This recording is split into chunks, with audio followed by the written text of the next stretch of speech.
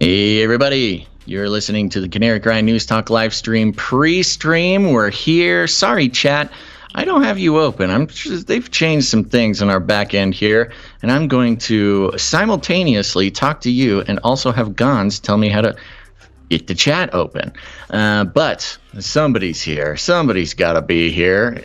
In theory, Malik, I hear. The rumor is, a little birdie told me Malik was first comment of the day. So I appreciate that very much. Still waiting for Gonz to tell me how to open the chat.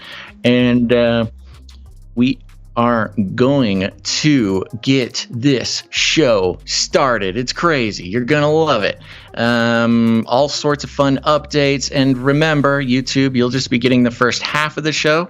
Not because we don't like you. It's because Susan doesn't like what we have to say. So you'll have to catch the second half of the show on another outlet. You can find those outlets at CanaryCry.Party. Go check it out. Do it now. It's a URL.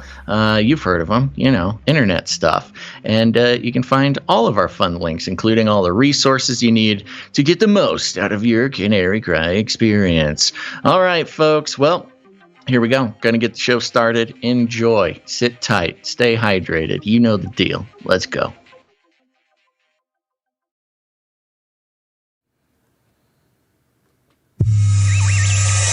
The world is getting crazier. People are acting more and more insane. The end of the world is tomorrow. Tomorrow. There's only one thing to do when the world is falling apart. Listen to Basil and Gonz as they discuss this week's news and events through the lens of Bible prophecy. You are listening to Canary Cry News Talk. You're listening to Canary Cry News Talk. Today is March 23rd, 2022. We are live to tape for episode 462. That's right. And today, New Ward Older. You heard me right, folks. Razzle dazzle. I'm your best buddy, Basil. And this is Gonz, your favorite Asian provocateur for Christ. Welcome to the podcast where we bring you the best news, which is the gospel message of Jesus Christ, while reporting the egregious with a well-rounded, biblically grounded take on world events. And just a reference for the people that are live with us. We're trying a new chat embed thing here. We're lots of streaming issues from a lot of people all over the internet. It's crumbling. The cyber pandemic is here, and it starts with the streamers, folks. Yeah. Oh no. You thought it would be the banks. You thought it would be critical infrastructure. You thought there would be a real life trolley problem, but no.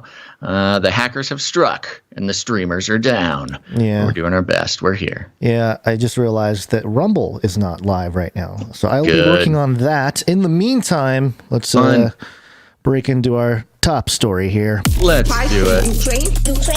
Ukraine, New World Order. I'm sorry. Nah. I messed up. You messed it. Well, it's a probability. As Bob, I was recently called in real life the Bob Ross of podcasting. Wow. You can hear that over on Ravel. Yes. And part of it was, those happy little accidents, Gonz. Yes. It's okay. We live and we learn. Yeah. So let's try that again with our new lead story. Well, it's kind of a pre-lead story because today, everything can fall apart today. We're battling the cyber pandemic slowly but surely. Mm-hmm. But there are, various things that can take everybody out, all the communication systems. New York Post published a headline here. Huge solar flare ejected from sun could hit Earth in days, mess with power grid. Now, this came out a couple days ago. The article states that on the 23rd, Wednesday, which is today, it might happen. Yeah. But, they say most likely we're not going to feel it. So that's what they always say. Sure. Yeah, just a heads up to everybody. If it all explodes and we all go off air and nobody can talk to each other or listen to podcasts for a moment, probably a solar flare. as we've learned over the past few years, the best psychological operations are the ones that you cannot perceive but can only be told about by scientists. So yes, we're paying attention here. Okay, well, that's it. That's just a little thing, just a little warning. Yeah. So let's. Okay, so this is. Hold on, real quick. Okay. I'm seeing the new chat. It's hard for me to read. I'm not sure if anybody else is going to have an easy time. I will get to that. I need to do the Rumble thing, but also we did play this clip from at the end of last episode because it just started trending right when we were going off air during last the episode. show. It was breaking news. Yeah, but to set it up, everyone's talking about the New World Order.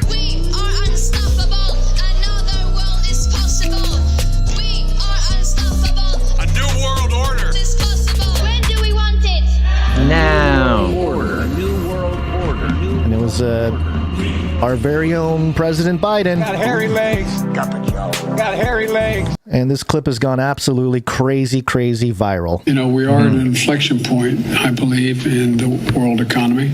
Not just the world economy, in the world. It occurs every 3 or 4 generations.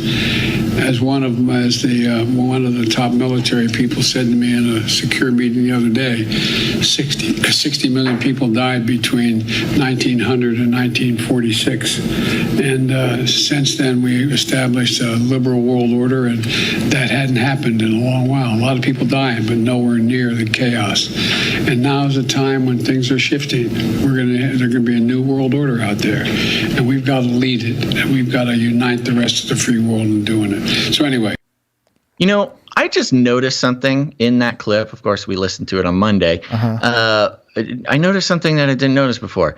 He talks about, 60 million people dying. He's kind of talking about the wars of the early 1900s and how, after that is when we sort of developed this new world order coming to fruition, especially after the Cold War. Yeah. Or at least that's sort of the most attention it's getting recently. But he says nowhere near the level of chaos that we're currently having. Did I understand that right? I think, sounded like he was trying to.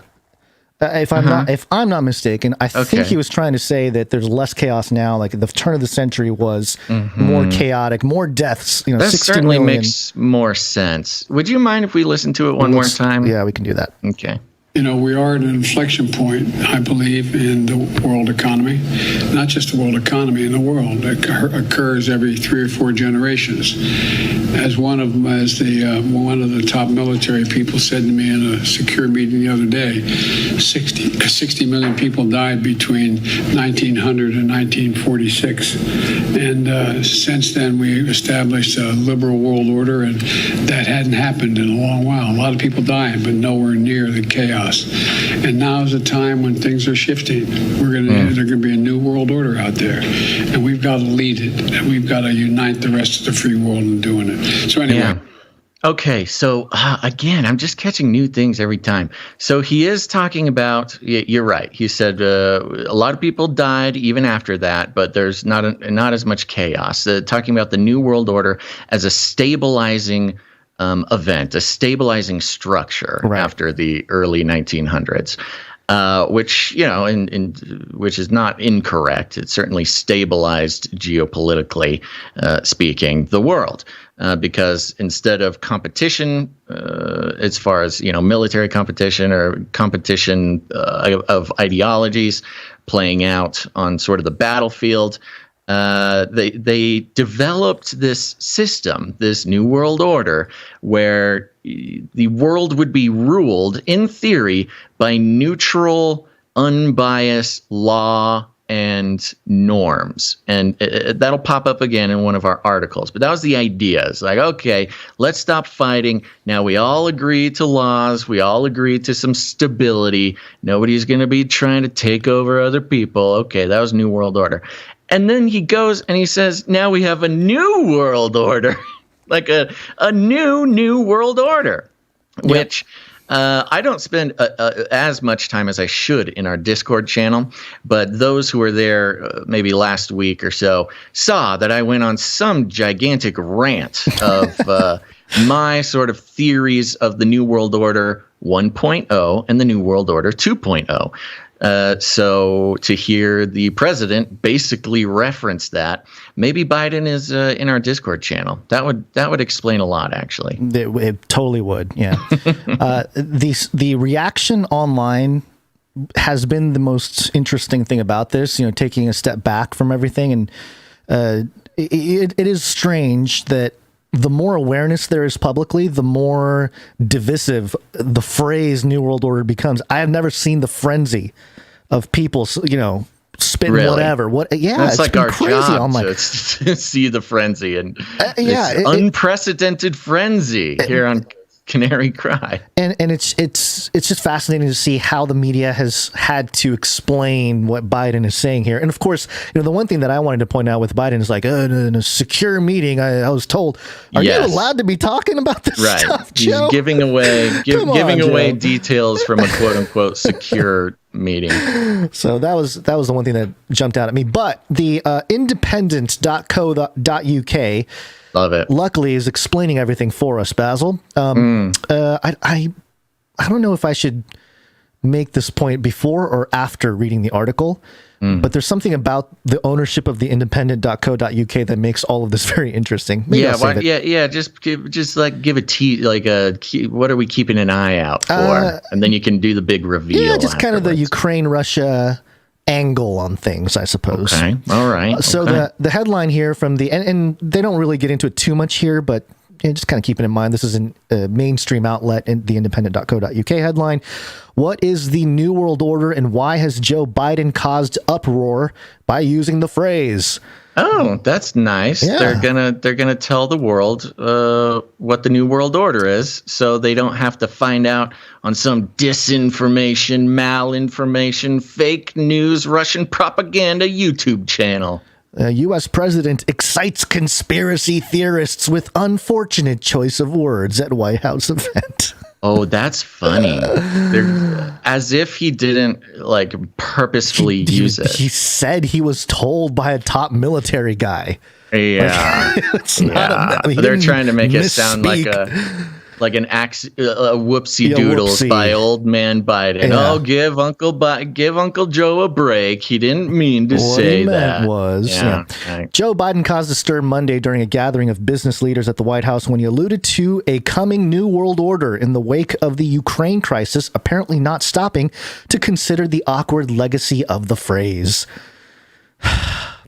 Addressing the Business Roundtable CEO quarterly meeting, which included the bosses of General Motors, Apple, Amazon, Mr. Biden concluded his remarks by saying, quote, now is the time, we know the quote, we need a new world order, we need to lead it, unite, the whole deal. The phrase quickly began trending on Twitter, with commentators wasting no time in gloating over what they saw as the president's presumably accidental invocation of a well-worn conspiracy theory claiming that an elite globalist cabal operating from the shadows is plotting to carve up the world and impose totalitarian rule. Quote, I don't want Joe Biden leading a line of Jell-O at a nursing home, let alone the world, one wrote on Twitter.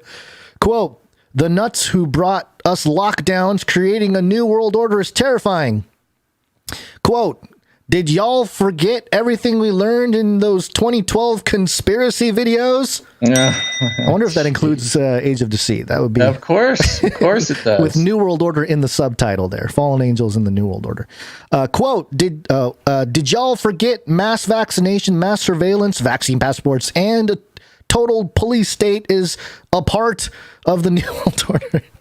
Spelled wrong there. But anyway. And so it went on. Another professed, apparently sincerely, quote, I believe with all my heart that Joe Biden was installed by globalists, Babylon included, to usher in the New World Order. Anyone who took the trouble to listen to Mr. Biden's speech in full would have been left in no doubt that he was referring to the shifting sands of geopolitical relations in response to Vladimir Putin's invasion of Ukraine last month. I love it. They're trying to make a differentiation that doesn't exist. No, it doesn't exist. But I think I found the source of trying to make these distinctions, which is basically Wikipedia. We'll get to that in a moment here. Okay. The conflict has seen cities pulverized by savage siege warfare tactics. Ukrainians stage a courageous fight back, and war crimes alleged as bombs rained down on maternity hospitals, children's nurseries, shopping centers, a community theater, and even a Holocaust memorial. Alleged. Yeah. You can't say that. That's not allegation on Putin. It's facts. At least that's what CNN told me. The Independent has a link to an archived website there. Cool. The international community has, meanwhile, moved to impose punitive economic sanctions against Russia, business banks, politicians, and oligarchs. Keep that in mind. The likes of which have never been seen before, shunning the country's exports and energy as corporations seize operations, cutting it off commercially as well as diplomatically in the hope of forcing an end to the hostilities. Mr. Biden warned the CEOs assembled in Washington that Russia could retaliate with further cyber attacks against the West and use chemical weapons against Ukrainian civilians as the conflict morphs into a drawn-out war of attrition rather than the swift conquest Mr. Putin appears to have envisioned. By the way, I'm trying to have envisioned. Remember that for later. By the way, I'm trying to gather or draw in the Ben Shapiro audience by reading as fast as I can. Oh, it's working. It's working. I can't wait for that commercial coming up. All of which means the balance of power between nations will inevitably be upended as the world seeks to reorder diplomatic relations to exclude the Kremlin, so long as Mr. Putin remains in charge and his war against a free democratic nation continues unchecked. That is, which is clearly what the U.S. president was referring to. Unchecked? You mean unchecked? It's been very checked. He just went through the things that they've checked. And then he goes, yeah, exactly. It's unchecked. Putin is roaming free on his horseback. Why won't anybody do anything about this? Somebody sanction this guy, why don't you? Now, this is where I think this guy, all he did was go to Wiki and start cutting and pasting. Historically, the phrase New World Order has been common currency and used in much the same way as Mr. Biden by the likes of Woodrow Wilson and Sir Winston Churchill in the aftermath of the First and Second World Wars, respectively, and more recently by George H.W. Bush in response to the collapse of the Soviet Union. Okay, let me pause for a second there because if you go look up New World Order, just kind of do a search on Google or whatever, you're going to find a couple different, especially on Wiki. So on Wikipedia, there's a New World Order parenthetical politics, and there's also a New World Order parenthetical conspiracy theory. They present it as two different things. Okay. Yeah. And if you read, it's a very effective psyop. It is, and it says here at the top of the politics version of the New World Order, the term New World Order refers to a new period of history, evidencing dramatic change in world political thought and the balance of power in international relations. Despite varied interpretations of this term, it is primarily associated with the ideological notion of world governance only in the sense of new collective efforts to identify, understand, or address global problems that go beyond the capacity of individual nation states to solve. And that was the conspiracy theory one. No, that's politics. I should have done a blind test, right? No. I was kind of joking. Yeah, I know, but I mean, it sounds. I mean, that is what the conspiracy theory one is. Oh, they make it a little more dramatic for the actual conspiracy one. I'm sure they do. But before we do, since the article, The Independent brought up Woodrow Wilson here, let me just mention the phrase New World Order or similar language was used in the period toward the end of the First World War in relation to Woodrow Wilson's vision for international peace. Now, giving him the credit for the vision, him kind of the credit. That's funny. Yeah. So historical usage down here, still on politics, the phrase New World Order was explicitly used in connection with Woodrow Wilson's global zeitgeist during the period just after World War I during the formation of the League of Nations. After the war, before we move on, Woodrow Wilson is the man who signed the Federal Reserve Act into law. Arguably the worst president we've ever had.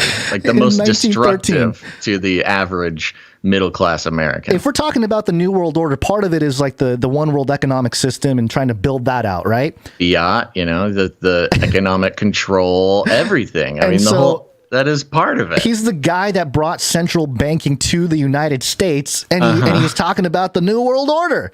Exactly. Like a world system. So, okay, all right, not a conspiracy theory. You're right, it's not a conspiracy theory, it's fact. That's what we're saying.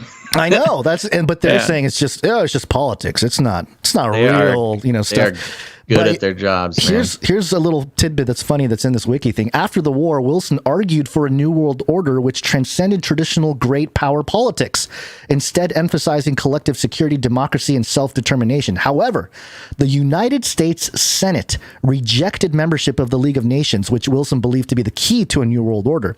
Senator Harry Cabot Lodge argued that American policy should be based on human nature, quote, as it is, not as it ought to be.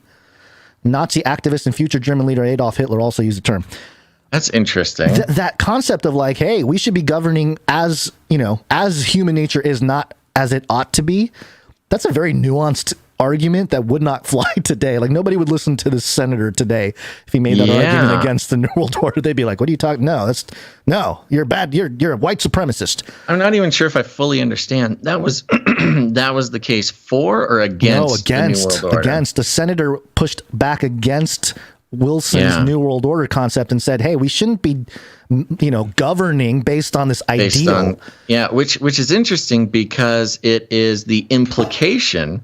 The implication is that this New World Order that he was arguing against was based on something besides humanity. Right. Something besides modern ideals or modern worldviews, that there was something higher or a different source or a futuristic vision of what, there's some instruction included there, as if it was sort of handed down from, I don't know, aliens or... Oh, we'll get to that too. Or whatever. Yeah. It's definitely part of the rant. So, later it talks about how, the New World Order, the phrase was used in post-World War II to create international institutions, including the UN, NATO, Bretton Woods, the IMF, the International Bank of Reconstruction and Development, blah, blah, blah, blah. The whole power structure. Team. So, most stuff that people that talk about the New World Order talk about. So what's the difference in the conspiracy theory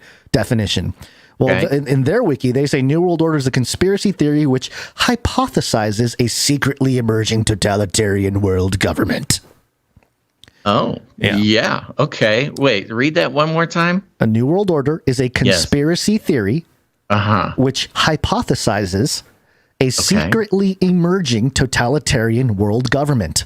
So they're saying, the conspiracy theory is that it's secret.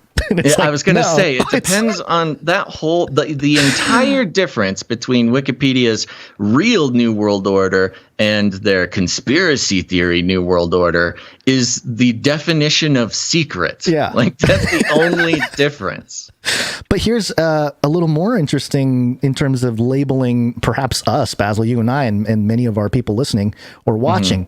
Before the early 1990s, New World Order conspiracism was limited to two American countercultures, primarily the military anti-government right, and secondarily, the part of fundamentalist Christianity concerned with the end times emergence of the Antichrist. Oh, interesting. Skeptics such as Michael Barkin and Chip Burlett observed that right-wing populist conspiracy theories about a New World Order had not only been embraced by many seekers of stigmatized knowledge, but had seeped into popular culture, thereby inaugurating a period during the late 20th and early 21st centuries in the United States where people are actively preparing for apocalyptic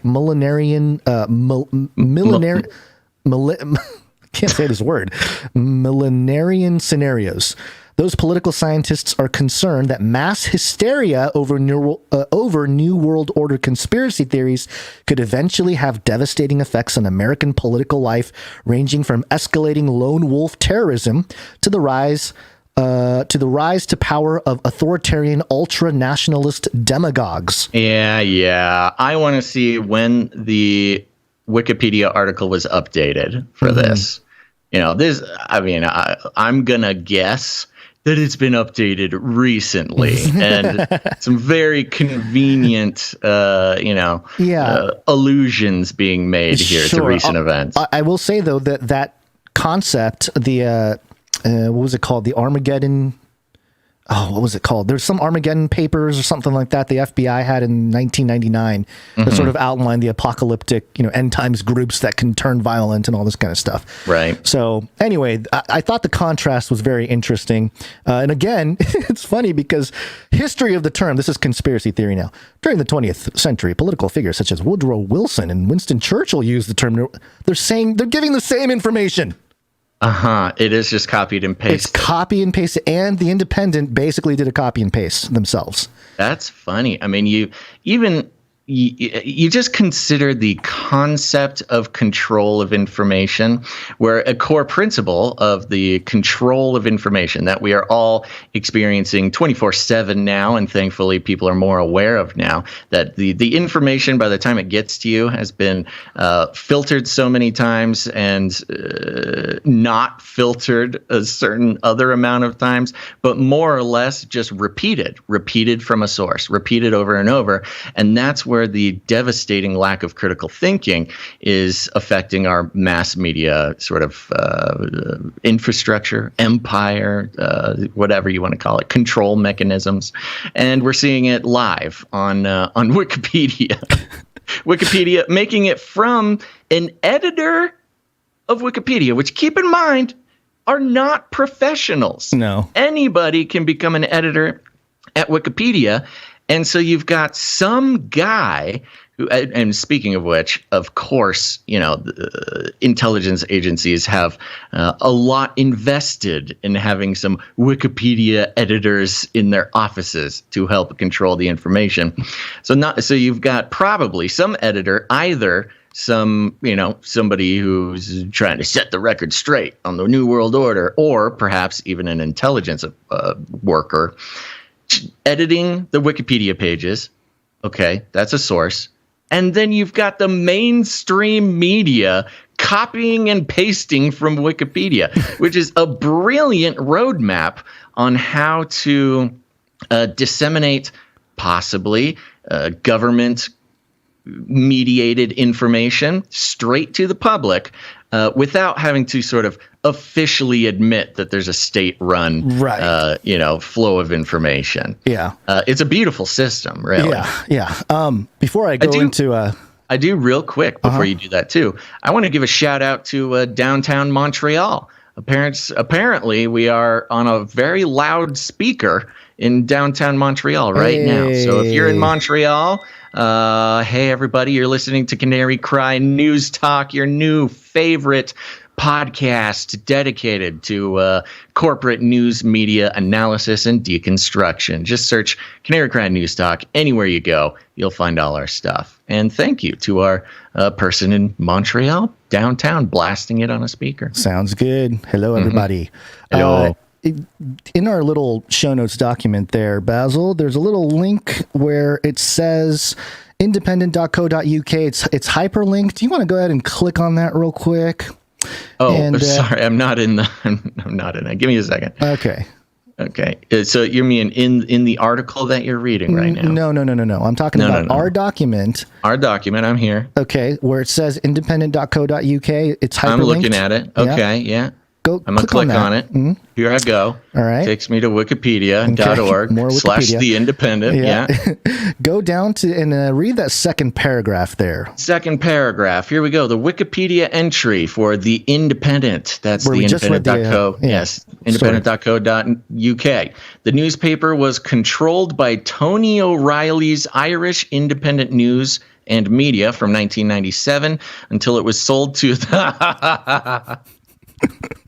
Okay. The independent.co.uk, the news outlet that just copied and pasted from Wikipedia, checking their Wikipedia reads like this. The newspaper was controlled by Tony O'Reilly's Irish Independent News and Media from 1997 until it was sold to the Russian oligarch and former KGB officer Alexander Lebedev in 2010. Wow. In 2017, Sultan Muhammad Abdullah Jalal bought a 30% stake.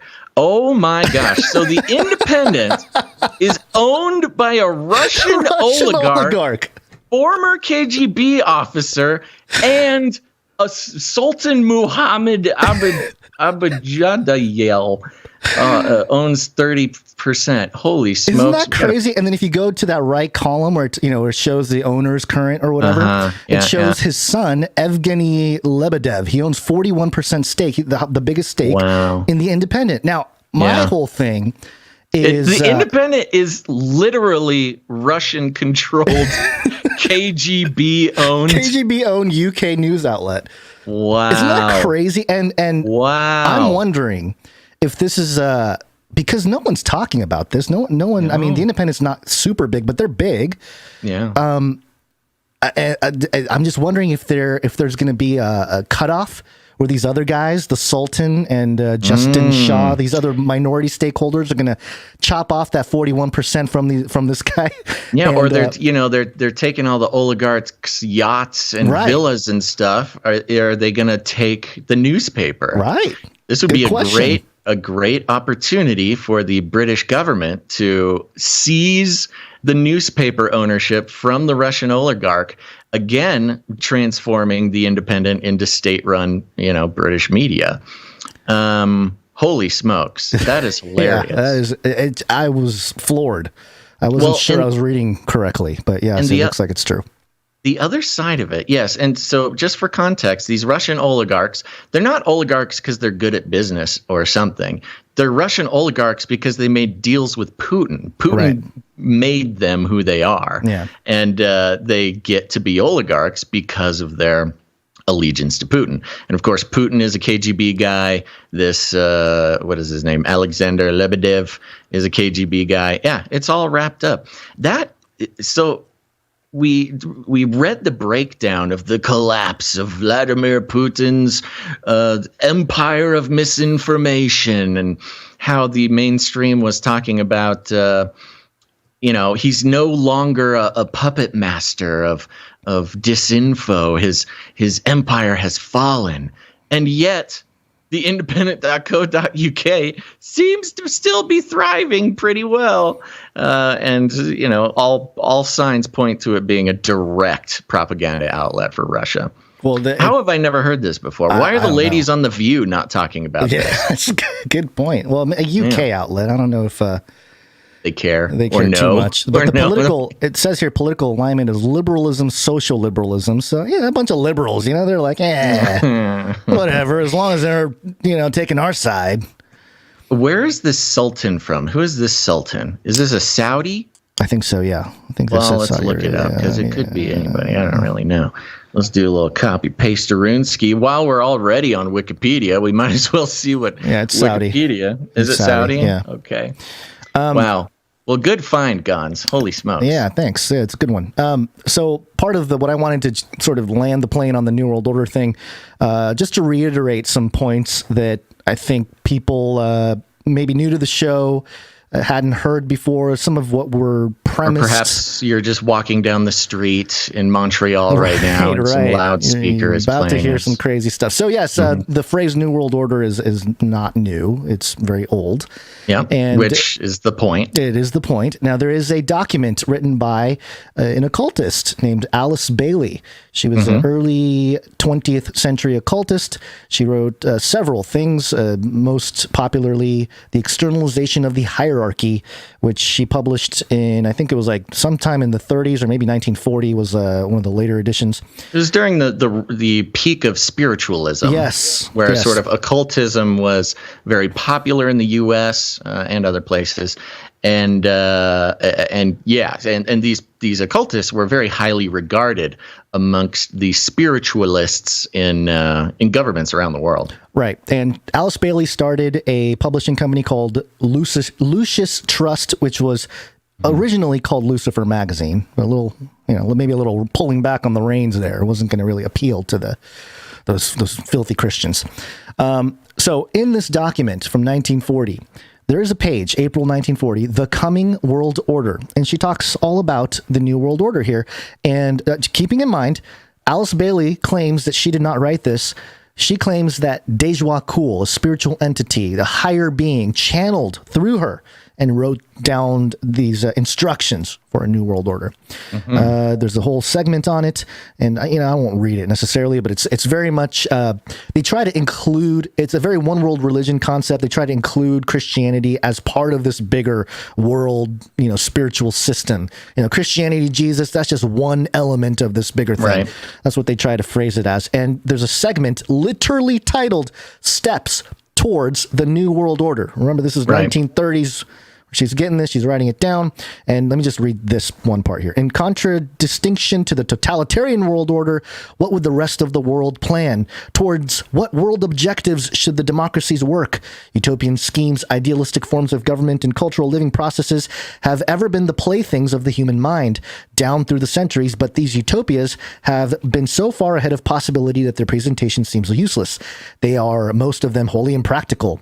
So she gives us practical guidance on how to create a new world order. Okay. And again, let me read a couple things, because for those of you paying attention to the current climate of literally climate change and the Great Reset and commodities and all that stuff, this will sound familiar. The New World Order must meet the immediate need and not be an attempt to satisfy some distant idealistic vision. Okay, the New World Order must be appropriate to a world which has passed through a destructive crisis and to a humanity which is badly shattered by the experience. Wow. Right? Yeah. Well, yeah. And it's always been sort of part of the colloquial conversation about the New World Order was that, you need a crisis. You can't usher it in without a crisis. And we've seen crisis after crisis over the last 80 years since this was written. And every crisis has objectively... It just inched everything forward a little more. Just a little more. Just nudges a little bit. People don't notice it. They never missed an opportunity to take one step closer to, and I love that she uses the term utopia, because it is considered a utopia to those who sort of follow it as an ideology, as a goal for humanity. But I won't go on my rant about utopia, but the search for utopia has pretty much been the cause of every horrific event that humans have committed on one another. It's always in the search of utopia. So utopia is this the biblical view of reality. Utopia is sort of this. It's just this like evil idea that everything would be perfect if we just do this, whatever that is. It's interesting because that inherent desire in humans that pursuit exists proves that we are fallen. We're in the state of fallenness, and that there is some sort of conceptual ideal that the way things are supposed to be, and we don't have it, which really proves the biblical view of the fallen nature of man. So anyway, let me read a couple more, because there's one more here that I keep really reading, wanna... and I have one question when you're done. Okay, this is number 4. The New World Order will be founded on the recognition that all men are equal in origin and goal, but that all are at different stages of evolutionary development, that personal integrity, intelligence, vision, and experience, plus a marked goodwill should indicate leadership. The domination of the proletariat over the aristocracy and bourgeoisie, as in Russia... or the domination of an entrenched aristocracy over the proletariat and middle class, as has been until lately the case in Great Britain, must disappear. The control of labor by capital, or the control of capital by labor, must also go. And then they get into natural resources. She gets into the natural resources, literally saying that, and this is a sentiment that we will touch on later in the show, because there's a bunch of stuff with the ESG, climate change, Great Reset thing that's happening. Number 8, the New World Order will recognize that the produce of the world, the natural resources of the planet and its riches, belong to no one nation, but should be shared by all. There will be no nation under the category haves and others under the opposite category. A fair and properly organized distribution of the wheat, the oil, and the mineral wealth of the world will be developed based upon the needs of each nation, upon its own internal resources and requirements of its people. All this will be worked out in relation to the whole. So, again, it's almost like they're reading, the people now, like the Zelenskys and stuff are reading this and they're like, Putin's against all this stuff. We must destroy him. Interesting how the sort of original writings about the New World Order are like directly reference Russia as an Isn't enemy that of the New World crazy? Order. It's like built into the concept. Yeah, is an it's built into the there's like- playbook. there's like a Russophobia built into the very idea of a New World Order. So no wonder Putin's not a big fan. Right. Now, here's my question for you. In the Wikipedia entries for either conspiracy theory or politic version of New World Order, do they ever mention that the original idea comes from a famous occult spiritualist from the early 20th century? No, specifically because I don't know that Helena Blavatsky, who's the founder of Theosophy, who Alice Bailey got a lot of her inspiration from. I don't know that she used the exact phrase "New World Order." She may have. I don't remember. But she definitely talked about these issues. So I'm talking about Alice Bailey. Alice Bailey is not mentioned, I don't think, in either one of these articles. Okay, there we go. That was the question. So yes, whoever is editing and writing the Wikipedia articles, I'm wrong. Are they in there? Conspiracy theory. Yeah, it's in the here. conspiracy theory one. Okay, British right. neo-theosophical occultist Alice Bailey. There it is. Okay, so that's conspiracy theory. It's conspiracy theory. That's the book. Wait, what? Like, what is the conspiracy? Okay, how is that conspiracy theory? I mean, she did exist, and she did write the book, and she did influence global leaders. So, there's not really an it was argument a against rhetorical question. Really. Sure. I mean, they say here, skeptics argue that the connection of conspiracy theorists and occultists follows from their common fallacious premises. First, any widely accepted belief must necessarily be false. Well, I don't know. Okay, I'll Anyway. argue against that. Yeah. So they bring it up, and they. How can they not? This is well known, too public to It would really be hide. too much, right? Yeah, but of course, in the politics section, it's just like it's a good idea. Woodrow Wilson had on his own. The guy who started central banks in America. Yeah, that guy. just happened to come up with the idea himself for a New World Order. Should we hear what Ben Shapiro has to say about Ukraine? Let's save that for later. Let's save that before the break. Okay. All right. Oh no, you're right. You mean We're kind of at the break. You're right. Let's move that Putin one down somewhere. Actually, no. Let me just mention this real quick. Yeah, I'll be run very through it. fast. Yeah. Okay, so we spent a bunch of time giving a wonderful review, or Gonz gave a wonderful review of the New World Order and its sort of expressions in modern media or modern milieu. Yes, contemporary milieu and information flow. I'm realizing the link that I put in here was a Washington Post link that they I'm looking want at it. us to pay for, and I'm not going to pay I have it here. for it. You have It's not giving me a version? paywall, so Okay. I can take a look at Well, it. why don't you start reading it while I get the archived version?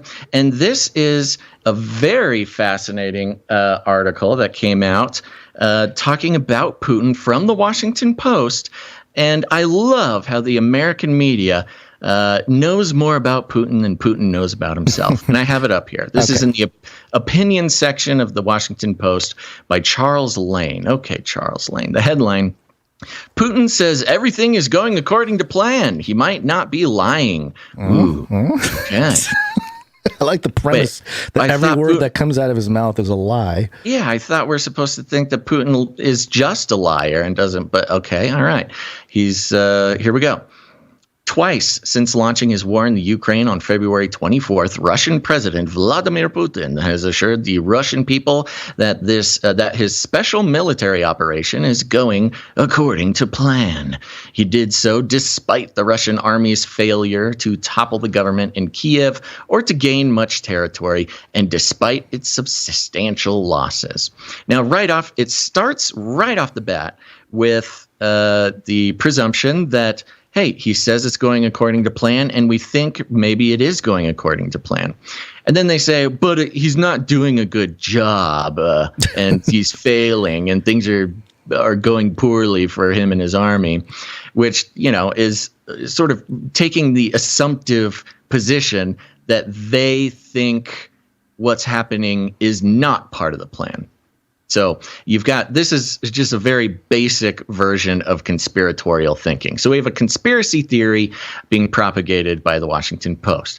But let's keep going. After his most recent such claim on March 16th, reactions in the West range from disgust at his blatant lying to speculation over his possible insanity. And that was a fun part of, the reaction to that is, he may or may not be telling the truth. I don't know. Apparently Charles knows, but I don't know. But we certainly were led to believe that he was not telling the truth. Either he's lying or he's insane. But what if the plan for short-term military success in Ukraine is not the one or the only one Putin has in mind? What if he is alluding to something more ambitious, of which war in Ukraine is just a part? Putin has made it repeatedly and abundantly clear that he seeks disruption of a post-Cold War global order that he regards not as a... I thought that was a conspiracy. We were just told this whole idea of a global world order was a conspiracy theory. Okay. Washington Post. Putin has made it repeatedly and abundantly clear that he seeks disruption of a post-Cold War global order that he regards not as a reflection of neutral political and legal principles. That's what I was mentioning earlier. That was sort of at least the public-facing PR description of the New World Order in the 20th century. It was like, okay, no, we're just neutral. Everything's political and legal. There's no ambitions. There's no, psychopaths. There's nothing like that. We all follow the rules. But a self-serving construct of the United States. And doesn't that sound more reasonable to you, Gonz, that this whole, version of the, quote, global order, you just look at the evidence. Who has benefited the most since the mid-20th century? Of course, it's the U.S. And the U.S. is controlling everything. And it's a self-serving construct of the U.S. So, again, Washington Post, I love it, man. To Putin... but by the way, this is what Putin sees it as. This is Putin's insane ramblings, is that somehow this global order is self-serving construct of the United States. What a crazy idea, Putin, that the U.S. sort of constructed a world order to benefit itself. Wow. What a lunatic this guy is. To Putin, the empire of lies, as he calls the United States, mocking the evil empire phrase with which President Ronald Reagan delegitimized the USSR. Again, we can call them an evil empire, but they can't call us an evil empire. Did not win the Cold War on its merits, but rather because of feckless Soviet leaders who lost the will to fight. Drunk on triumphalism, as Putin tells it, the United States proved its hypocrisy by using military force without authorization from the United Nations in places such as Kosovo and Iraq. Okay, Gonz, drunk on triumphalism, Putin's lunatic ramblings says that the U.S. is hypocritical and uses military force without authorization of the rest of the world in places like Kosovo and Iraq. And I'd also argue Libya and Syria and Afghanistan and all sorts of places. But no, you can't. This is just a crazy ramblings of a madman, not sort of the actual truth of what the U.S. has been doing. Yeah, Charles Lane is the author of this article. I'd like to ask him if those allegations are true or not. He's literally, that's exactly the point. He's telling the truth. But he's telling the truth in the context of this is what lunatic Putin thinks. And so if you think that the U.S. has overstepped its boundaries and created a global order that is self-serving and, makes rules for others but doesn't follow them themselves, then you are a Putinite. It is the ultimate sort of switcheroonsky on who controls the truth. If you believe that the U.S. has not been an angel for the past 80 years, then you are a Putinite, you're a Russian asset, you're a blah, blah, blah. So that gets across the main points of this article. It goes on much, much more to say kind of the same thing over and over. But it's this beautiful reference to the New World Order how Putin doesn't like the New World Order that was started in the mid-20th century, and how the U.S. benefited more than anybody else about the New World Order and didn't follow the rules ourselves. And, if you agree with any of that, then you're a Russian asset. And according to Whoopi Goldberg on The View, you should be arrested. So thank you, Washington Post. Love the news. Love the news being put out over there. Now, it is just an opinion piece, Gonz. So yeah, sure. There's some plausible deniability. And I just thought it was a great connection to your New World Order breakdown and what's happening today. And if you not just in Ukraine, but knowing that Alice Bailey explicitly made Russia an enemy of the New World Order back in the 40s. 30s. 30s. Sorry, not Alice Bailey. The spiritual entity, the higher form of consciousness that gave her the knowledge. The channeled illuminated master. Like, Putin needs to go down like 80 years ago. And here we go. The Washington Post, arguably the Washington Post opinion section, our own modern version of channeling some entity to bring us the truth. Seriously.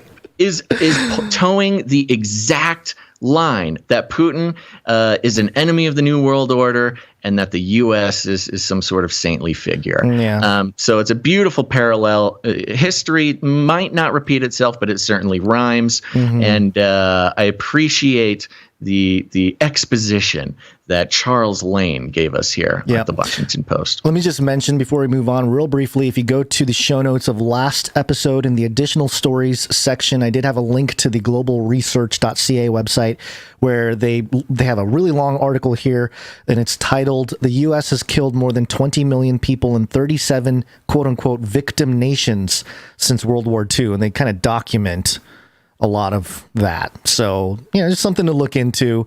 And it's just kind of facts, it's the ugly underbelly of the U.S. or any nation. There's not a perfect nation. That's why, that's kind of why it's not the reason why we're believers, Basil, but there's part of an understanding of what's happening and why the kingdom of heaven is an important thing. Makes a lot more sense. Makes a lot of sense. Yeah. Well, Gonz, you know what time it is?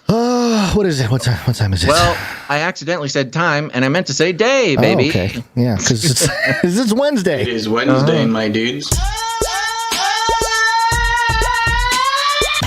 Hey guys, know what date it is? It's Wednesday. Time for the Canary Cry News Talk. That's right. It's Wednesday. We're here. We're having fun, and we're already behind on time. I have nothing personal to say, Gonz, and I think we can just skip directly to thanking our producer, our executive producer, rather. Executive producer.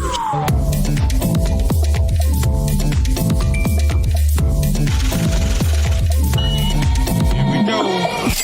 That's right. Folks, you may notice no advertisements, no affiliate codes, no corporate money whatsoever involved in the broadcast that you are listening to now. But we do have a special report, an example of someone who, has a similar, position in the world. Not even similar, certainly more important than us, Gonz.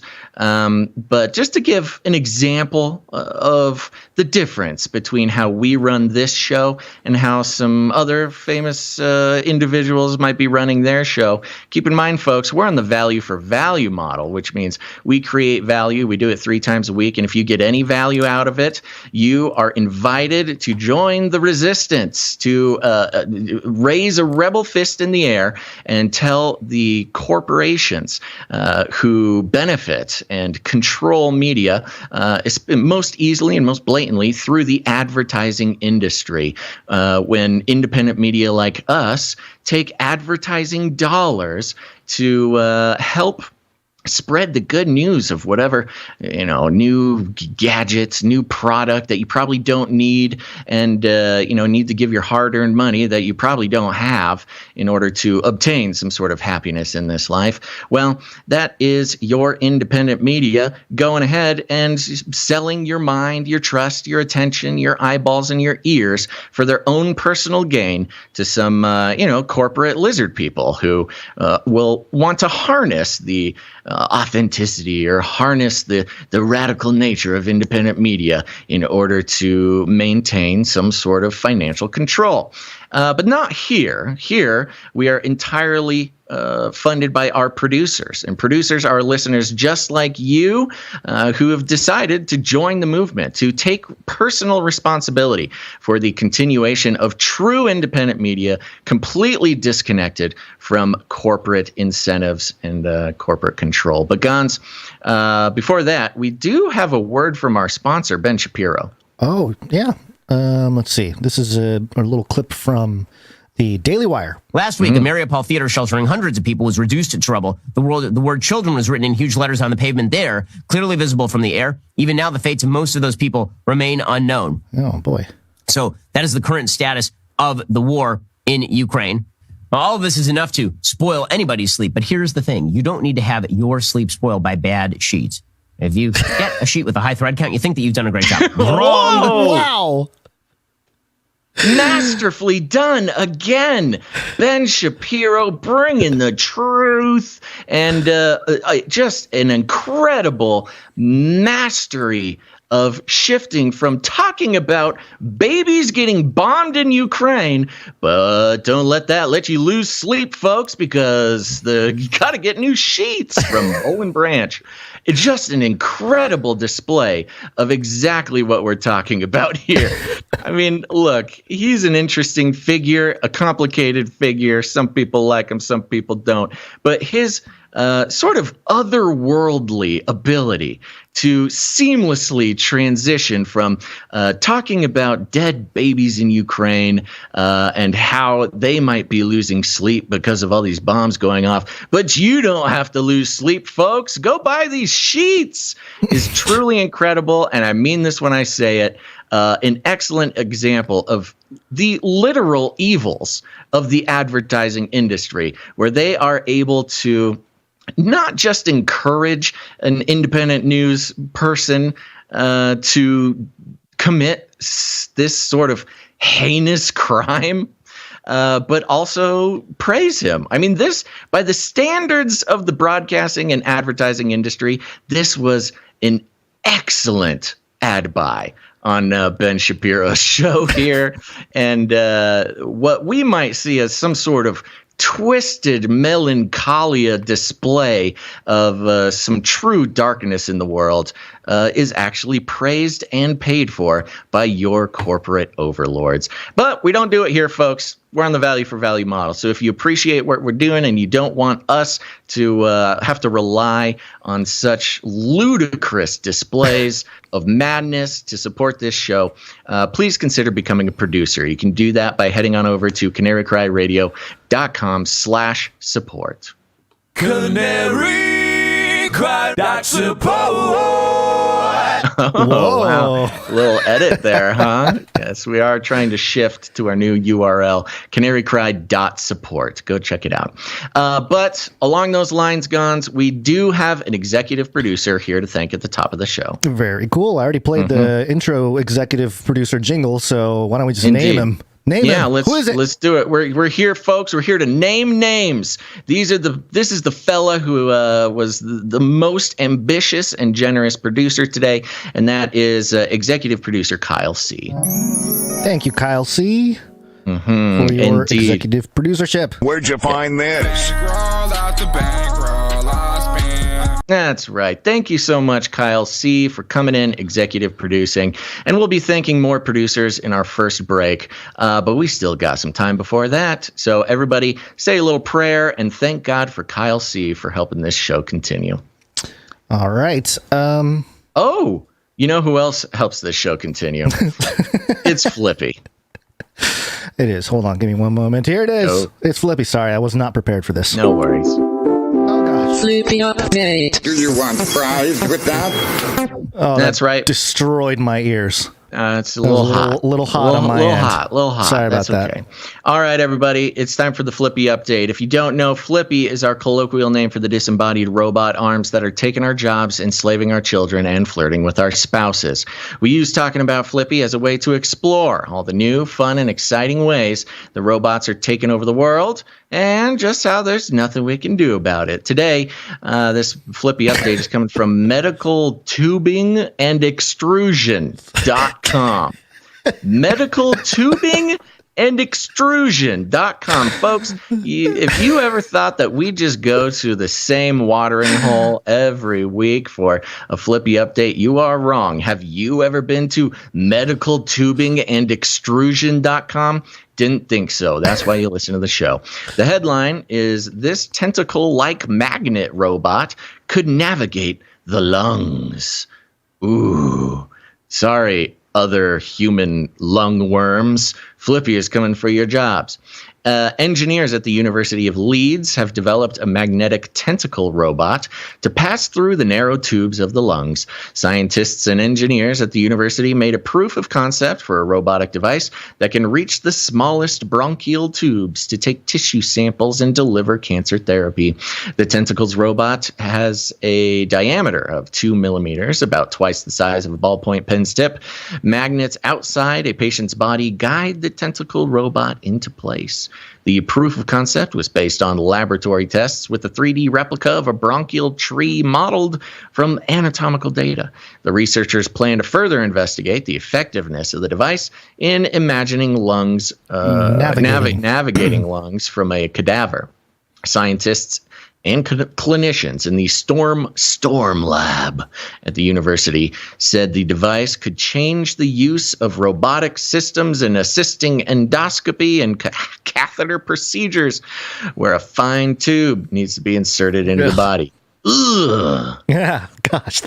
They present this robot as a little robot that can slither around in your lungs, and then just quietly sort of drop the detail that catheter procedures. No longer do you need a human touch to put in your catheter. Now you let a little robotic magnet robot snake. You know what's funny?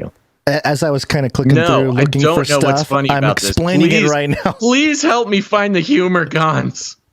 It's hurting me. Yeah, the thought is hurting me too. I'm not looking forward to that. But as I was doing, there was an ad for a catheter, like somewhere along the lines of looking at these stories, and the name of the company was Zeus. And I was thinking, oh, great, Zeus, yeah. getting all into the lightning bolt hurling. Just gosh, yeah. We don't need catheters happening, anything to do with that. So that's the long and short of it. I mean, I don't know if there's too much more that we can pontificate on, but again, as we discuss the various and diverse ways that robots not only are taking our jobs, enslaving our children, and flirting with our spouses, but also on a mission to eliminate the human touch altogether. Yeah. And this might be a good one, might be a bad one, but the idea of a slithering, writhing, magnetically controlled robot snake doing something that, I've never had one, but I got to imagine that a gentle human touch is an important part of catheters of all shapes and sizes. But you know what? No more steady hands of your trained health professional. Instead, we'll let what can only be described as some sort of robotic demon controlled by invisible forces around your body slither on up in there and take care of it for you. Here's a journal you can subscribe to, Basil, for research purposes. Soft Robotics. Soro. Soro. S-O-R-O. Oh, I am all very familiar with Soro. Okay, good. Yeah, I know. We've I spend so much time looking at soft, cuddly little robots. I'm waiting for the soft, the George Soro, Like a soft, squishy version of Soros that hugs you. Yeah, that slithers around. Like central bank central systems. bank connected. Yes, and kind of schlorps around, controlled by unseen forces through the pipes and the tubes of central banking and arbitrage in order to do whatever he's trying to do. I don't know. I'm not a doctor. Okay. So there you go. There's your Flippy update for the day. All right. That's a good one. Yeah. Go to CanaryCry.Party because it's a party over here. Find the live stream, email list, text notifications, street team posters, show notes, and ways to connect with other Canarians and become a producer. Welcome to CanaryCry.Party. It's the place you want to be. So say, welcome to CanaryCry. Gameplay, CanaryCry.Party. That's right. Check it out. If you're getting lonely in between episodes of the show, you can go to CanaryCry.Party.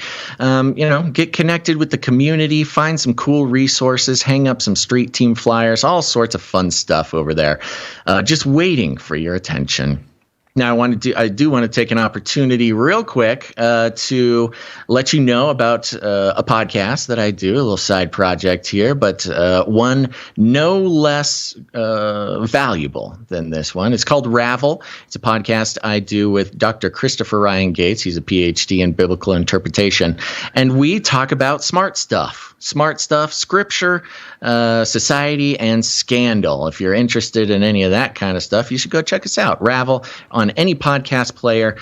We had a late post this week, but we just posted an episode in our Artist On series called Creating Spaces with Margaret Daniel, and she is an interior designer and writer, and we talk about interior design in the context of not just the sort of human experience, but also spirituality, how it's used to control populations, how it can be used poorly for sort of domination of the mind and the body, or it can be used in significantly better ways. And if you, for 1 second, think that we did not comb through the texts of Scripture for where interior design is important, not only to the people in the ancient biblical world, but also to God himself, you will be pleasantly surprised. Go listen to the episode. It's cool. There you go. Ravel on any podcast player. Remember, there's 2 Ravel podcasts. They stole our name. The one I have has my name on it as well, Ravel. And it's the one with the cool logo, not the bad logo. Go check it out. And other than that, I do want to remind you about Canary Cry Clips, the Canary Cry Clips channel on YouTube and Odysee. You can find clipped out portions of the show, easy to share, easy to care. Share it with your friends if you want to share some of the information we talk about, but are a little intimidated to invite them to listen to a 3.5-hour podcast filled with, things that might be too much for them. But it's a great way to start. Canary Cry Clips on YouTube and Odysee. Check it out.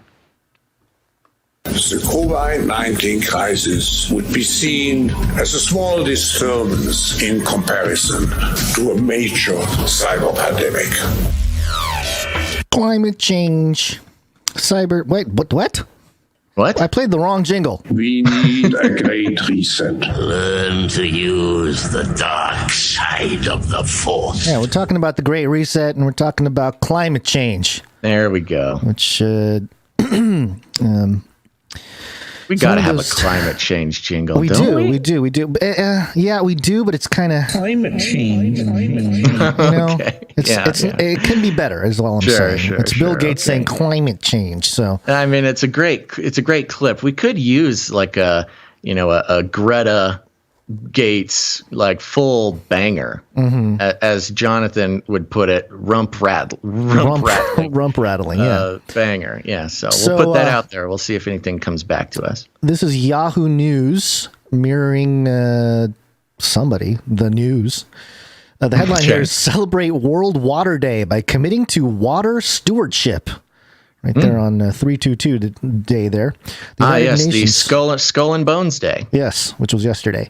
The United Nations established World Water Day in 1993 in order to have a dedicated, internationally recognized and recurrent occasion to celebrate the importance of water. Now, keep in mind, seems innocent enough. Yeah, and remember the Alice Bailey thing we read earlier. This celebration aims to embrace and highlight the United Nations Sustainable Development Goals Agenda for 2030.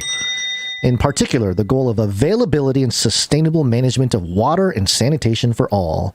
Yay! And it goes into some stuff here. Water is a regional source. It goes into like, hey, everybody needs to work on, basically Alice Bailey's exact thing. Like, it's based on personal resources of nations and blah, blah, blah.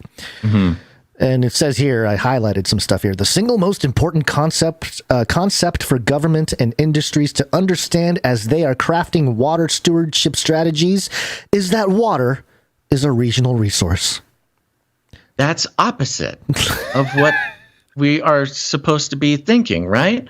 The New World Order is supposed to be resources don't belong to the region in which they exist, that they belong to humanity as a whole. But suddenly the responsibility of distribution, I think, is what they're saying. Oh, so each of our local regions is responsible for sending our water away from us. So you're a bad person, you're a bad nation if you're not sharing with everybody else. I get it. And then this is great. This is right on.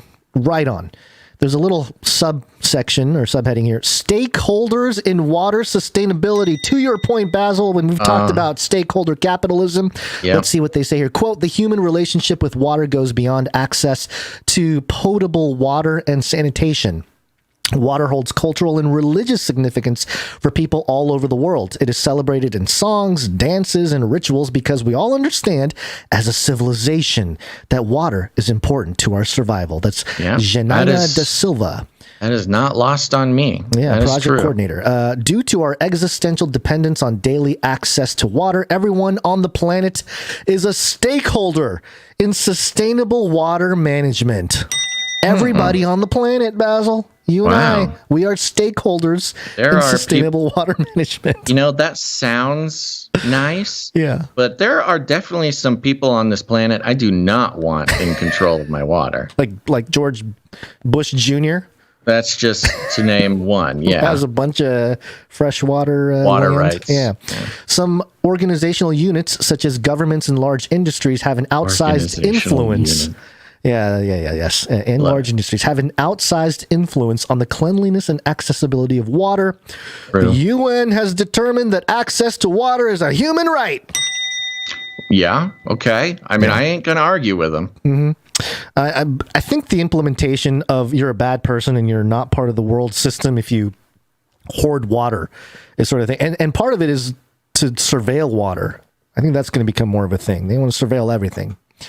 And as part of that, Sorry, you disappeared for a second for me. Oh, I did. Okay. Yeah. But can you just say that real quick? Because it was bringing up a thought for me. I was just going to say that this has to do with surveilling all the water and all the water we drink and process and everything. Control. Literally control every molecule of water.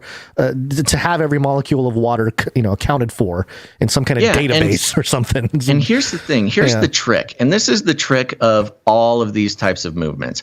It's the trick with climate change. It's the trick with ESG. It's the trick with social justice. It's the trick with electric vehicles, oil usage. It's this, you make a statement that sounds nice. It sounds you can't disagree with it because it's like a generic.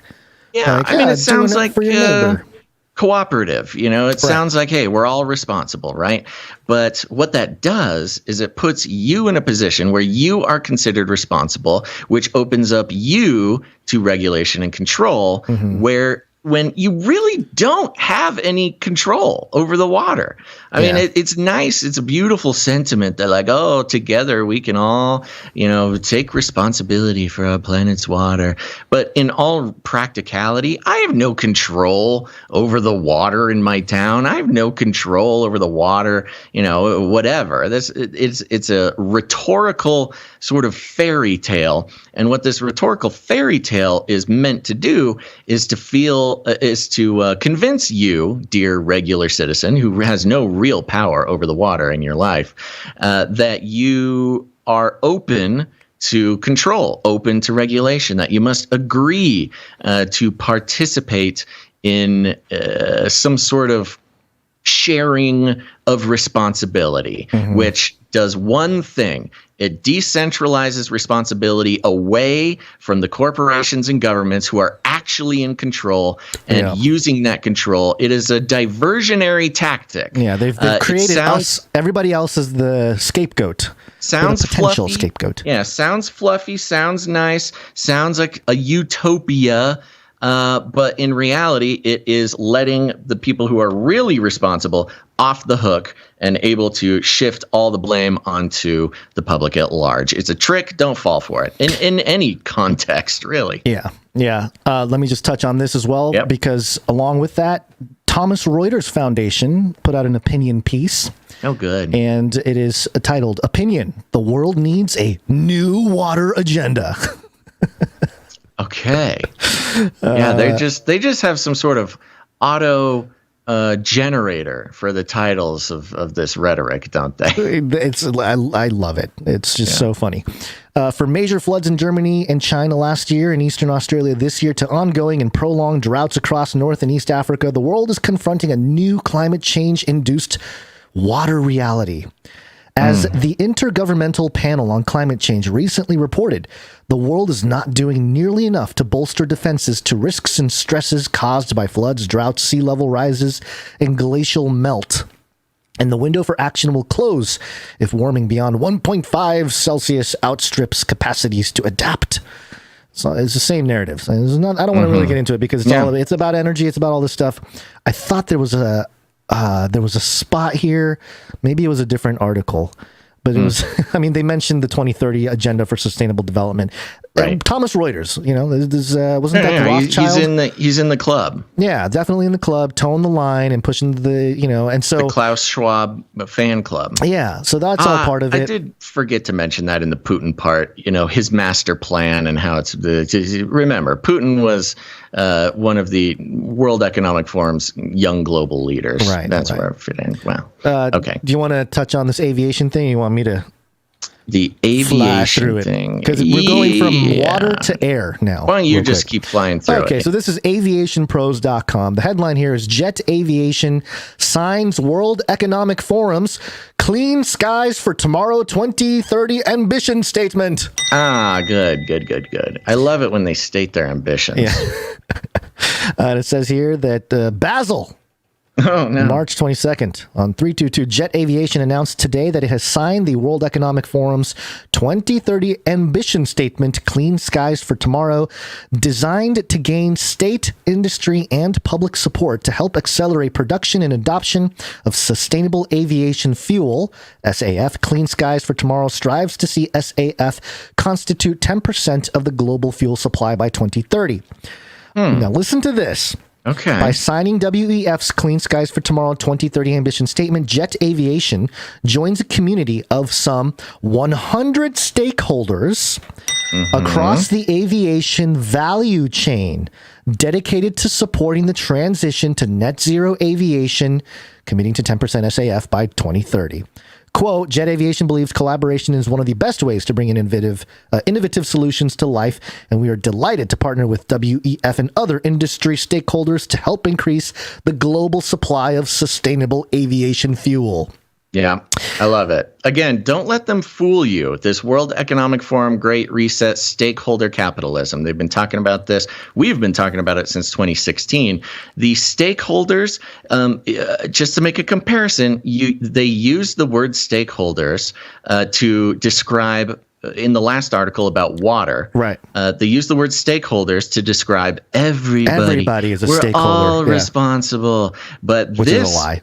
Yes, which this is much, and that was just some woman. That wasn't like an official. That was like what was she? She was like a activist or something, using the term stakeholder in some sort of utopian way. The actual World Economic Forum, stakeholder capitalism. Stakeholders are corporations. They're talking about global governance under the control of corporations instead of governments.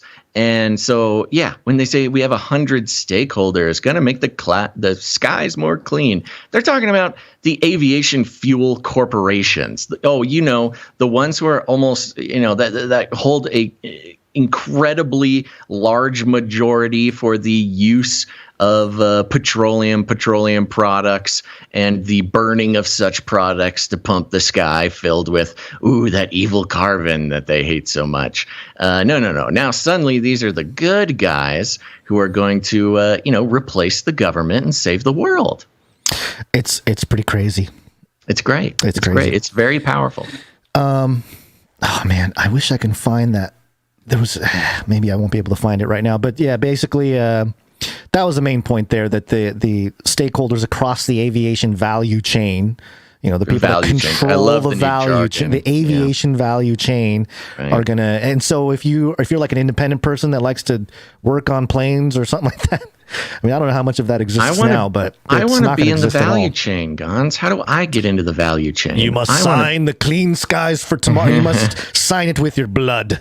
And maybe we will consider it. They wouldn't let me sign that if I wanted to. They wouldn't, yeah.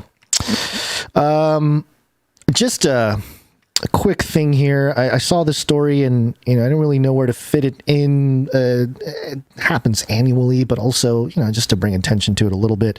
This is Fox 31. Tornado hits New Orleans, causing severe damage. I don't know if you heard about the damage, but it sounded pretty bad.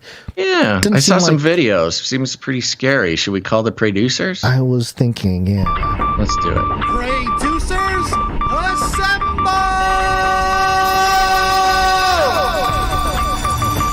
This was in Louisiana, correct? New Orleans? Yes. Okay. And it yes. spun off into a couple different things that went into other states, but yeah. I do know that we have producers there. So yes, producers around the world. Put it on your list here. Put it in the prayer journal, or just stop and take a second and pray for everybody in Louisiana who may be affected by the tornadoes, but especially keep in our prayers the producers of the show and listeners of the show who live in that area.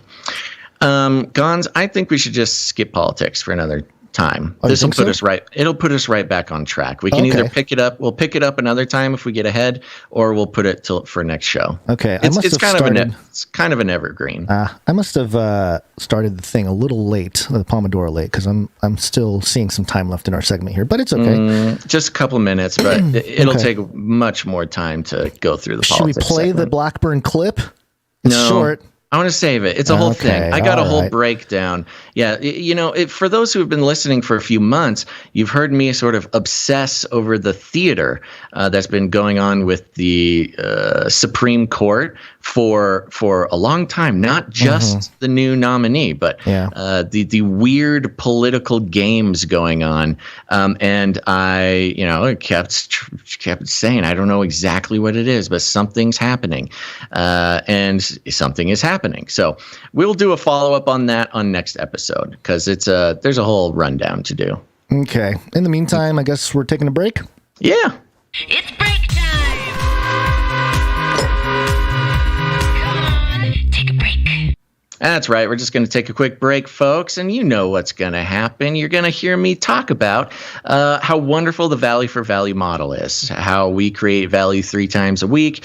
If you get any value, I mean, really think about it. Is there any value that you get out of this show? I mean, maybe there's not. I'm not assuming, but if there is value and you would lose some value if it disappeared, consider becoming a producer, because not only does it keep the show going, but I believe that it's an exercise in the disconnection of the reliance on advertisers and corporations, not just not just for us as the creators of the show, but for you as someone who has been trained, and we all have, someone who's been trained for your whole life that, media that has any value has advertisements. It's a signal to our brain. Well, oh my gosh, well, if Home Depot likes this show, I certainly like this show.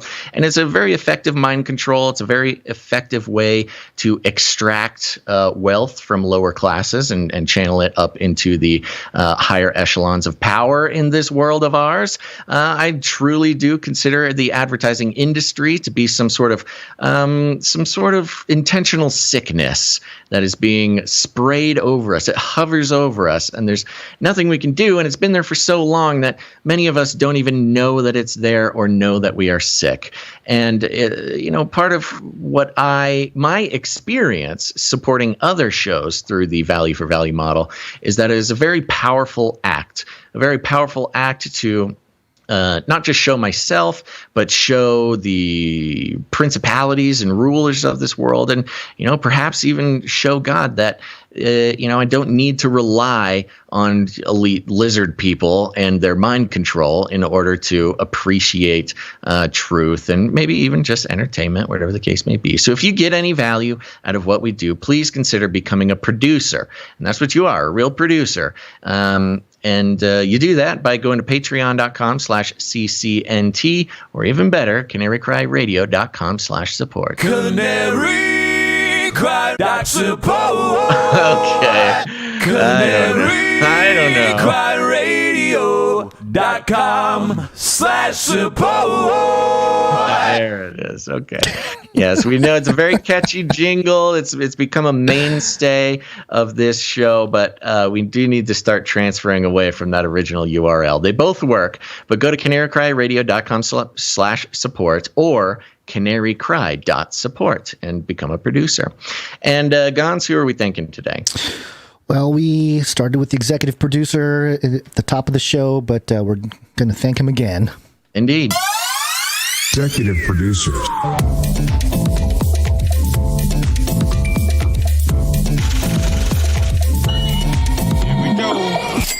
That's right. And thank you again, Kyle C., executive producer Kyle C., for this episode 462. Where'd you find this?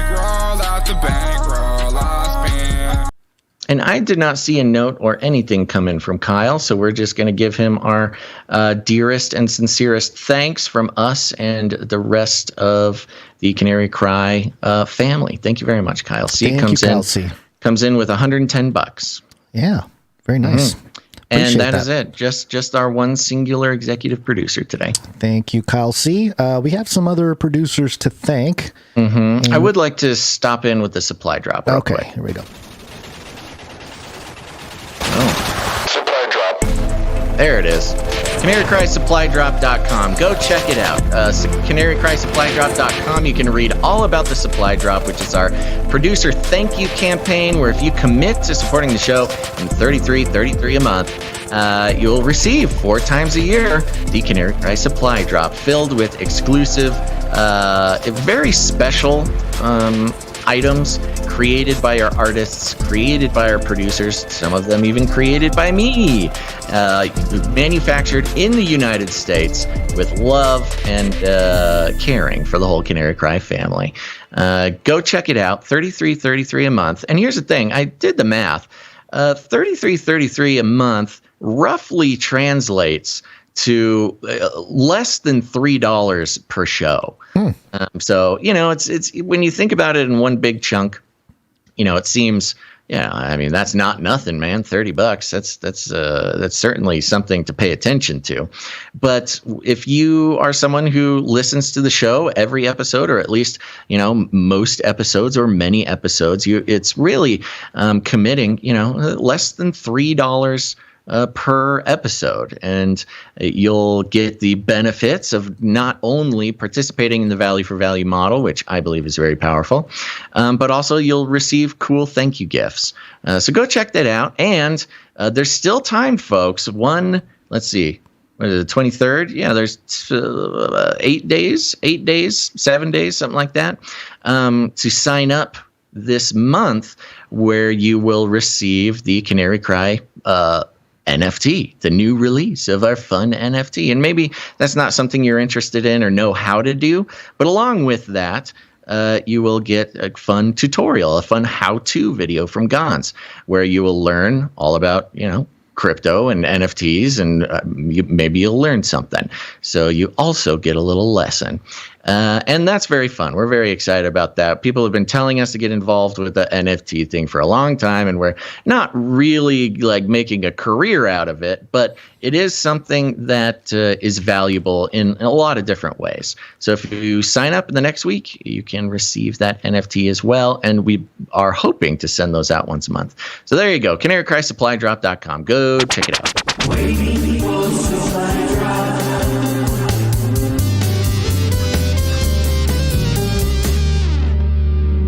There is a question here. When do you suspect a first supply drop shipment to arrive? Well, I don't know when it'll arrive because the shipping is different for everybody, but we'll be shipping them out, next Thursday. Ooh. So soon, supply droppers, soon. All right, we got some more producers to thank here, and we're going to start off with Gottlieb M.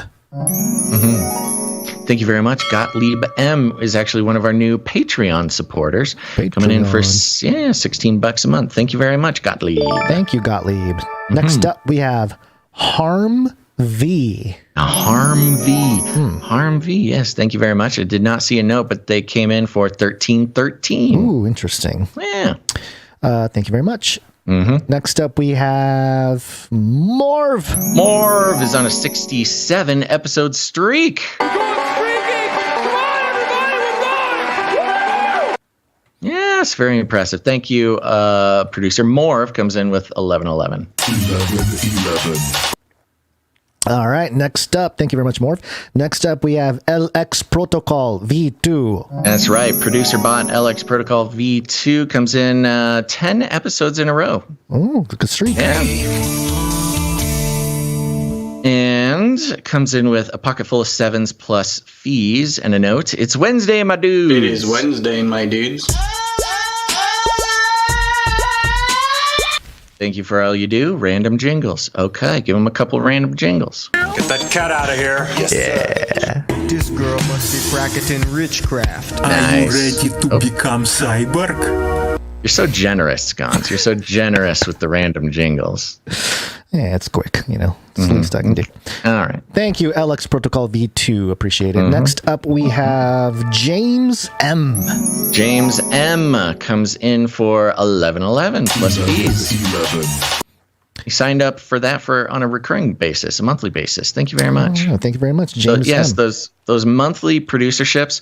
My goodness, folks, the producership, the one-time producerships have been in a slump the past week or so, which we understand. Third week of the month, it's always like that.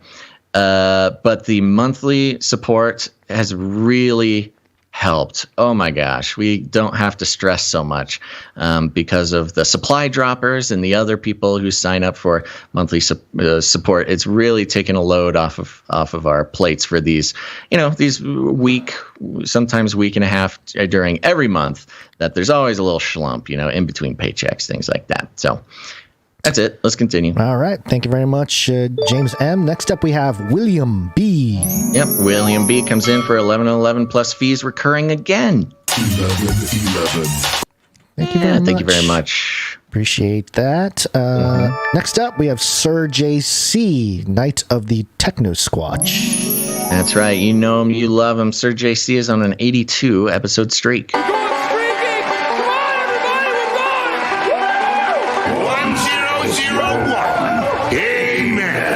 Yeah, and he came in with the one with 001 and a note here that says, it is WMD. It is Wednesday, my dudes. And he asked what our favorite board games are. Did he not already ask this? Maybe it was somebody else. Yeah. I don't know. I'm really into board games, and it's hard to pick a favorite. Last time I recommended Coup. Last time you recommended Yahtzee.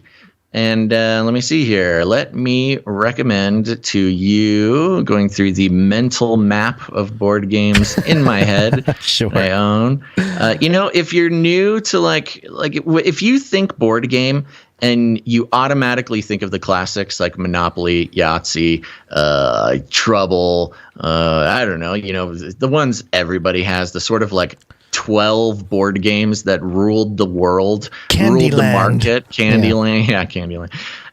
Then I recommend starting in with some of the new era of board games, the new era, and that is obviously Settlers of Catan. I know. I thought you were going to go with Dice Throne. What is that? I have no idea. Weird. You just made something up entirely in your brain and thought that I would say it. That is how we work, though. Yes, it is true. Settlers of Catan is, anybody who's anybody in this sort of millennial sort of game night culture has played Settlers, and you either love it or you hate it. Most people love it. But if you're new to that sort of thing, check out Settlers. It'll give you a good introduction to sort of the new era of board games. Okay. All right. That was Sir JC. All right, next up, thank you, Sir JC. Next up, we have Rashana G. Rashana G comes in with a nice round number, which means we are not going to read it. But Rashana came in on Patreon, so thank you for that, recurring producership. And a note, which I took out I truncated, but it goes like this. Hi, Basil and Gonz. This is wrong. This is the wrong note. Hold on. Rubber Ducky, what's your 1020? Hey, truckers. Sorry. Just saying hi to the truckers Saying real hi to quick. truckers while we wait for Basil to figure out what happened with the note. Yes, I just put the wrong person's note under the wrong name. Okay, well, I apologize. I'm getting it. I'm 2 seconds away. Well, and as I don't think there was a note for that particular person. Why don't we continue? I'm going to keep looking for I have one more place to check. I thought it was from the. There's no. I'm good. I understand what's going on. I've got the data. Right. I've hacked the mainframe, and I will straighten it out. And we've stalled for so long that I've almost got the answer as we speak. Okay. Rashana G. Yeah, I thought I liked no. Nope. No. Okay. No, this one I'm really having to track down. Okay, what info do you have that might help me here? Well, this is the note from. Nine. So now I got to start doing stuff. Pretending to have knowledge. Let me do this. Let's thank Rebecca T. Okay. We'll thank Rebecca T, who I know we're going to thank. I'm having a hard time finding Rashana. So we'll thank Rebecca T. Thank you very much, Rebecca T., who came in on the Patreon and sent us a little note here that says, "Hi, Basil and Gonz. Rebecca T. here from India. I am so excited to finally be able to support you guys. Love your work. You guys truly bring a great value and knowledge in my life. Will continue to support the show. This was my first support today, and I'm hoping to reach knighthood one day." Oh, Rebecca T., lady after my own heart here. Why don't we demooch Rebecca T?